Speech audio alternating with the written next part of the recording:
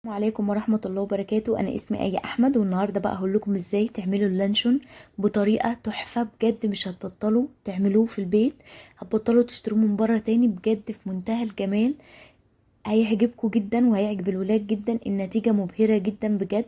انتوا مش بس هتعملوا لانشون في منتهى الجمال، انتوا كمان هتعملوه صحي جدا 100%، غني بالبروتينات والكالسيوم والحديد. بجد مش هتبطلوا تعملوه في البيت. ألذ وصفة لللانش بوكس والأطفال كلهم بيحبوها. هنعمله كمان بطريقة سهلة واقتصادية جدا، والمقادير موجودة في كل بيت. هقول لكم كمان ازاي تطلعوه بالشكل الاسطواني التحفة اللي احنا بنجيبه من بره ده، بمكون واحد موجود في كل بيت. ويلا بقى بينا نشوف المقادير وعملنا الجمال ده ازاي. دوسوا لايك ويلا بينا. معايا هنا 6 حبات من البيض، ومعايا 8 مثلثات من الجبنة، اي نوع جبنه بتفضلوه.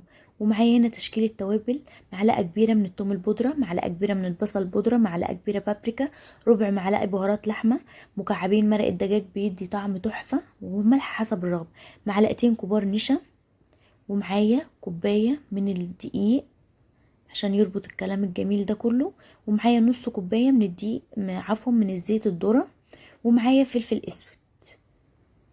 المرحله الاولى بس هنا انتوا هتحتاجوا بنجر. انا بشراه كده ومصفياه كويس، حاطه فيه ميه كده عشان يديني اللون الخطير ده. انتوا ممكن تضيفوا الوان طعام، انما انا بحب اضيف البنجر، صحي جدا. انا هبتدي بقى انزل المكونات بتاعتي كلها في الخلاط: البيض والجبنه والزيت.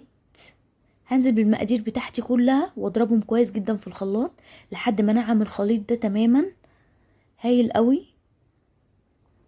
ابتدي بقى انزل بالبنجر. انتوا ممكن تحطوا الوان طعام، اللون انتوا بتتحكموا فيه، عايزينه خفيف عايزينه تقيل. نبتدي بقى نضربهم لحد ما نوصل للقوام ده، قوام الكيكه كده بالظبط.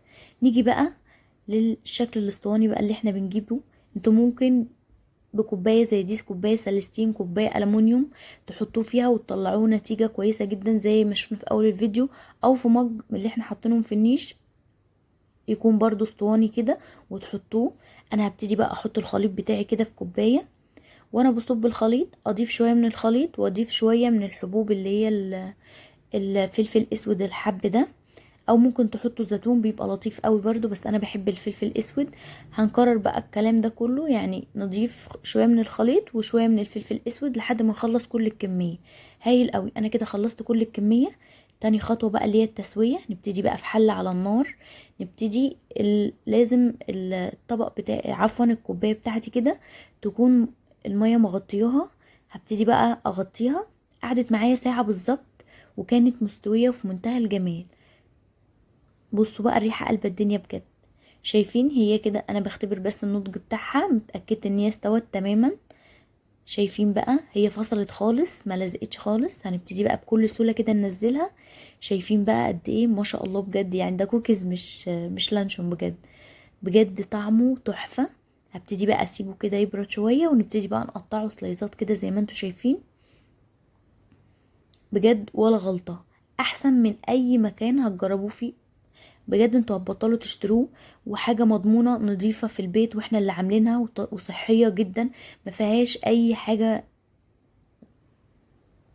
صناعية كده تضر ولادنا او تضايقنا، او تخلي اي حد فينا كده يبقى زعلان ان هو بنأكل الولاد حاجة مش صحية.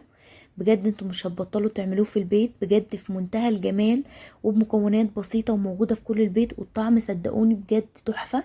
هيعجبكم ان شاء الله. لازم تجربوه، هيعجبكم وهيعجب الولاد جدا. بجد لو عجبكم الفيديو ما تنسوش تعملوا اشتراك للقناة وتفعلوا الجرس ودوسوا لايك عشان الفيديو يوصل لأكبر عدد من الناس. وكمان لو انتم من الناس اللي بتجربوا التطبيقات بتاعتي ياريت تبعتولي، بتفرحني جدا. والف هنا وشفا لكل اللي هيجربوا مقدما. وكل سنة وانتم طيبين بقى بمناسبة عودة المدارس كده، وربنا يوفق أولادنا جميعا ويبارك لنا فيهم. مع السلامة.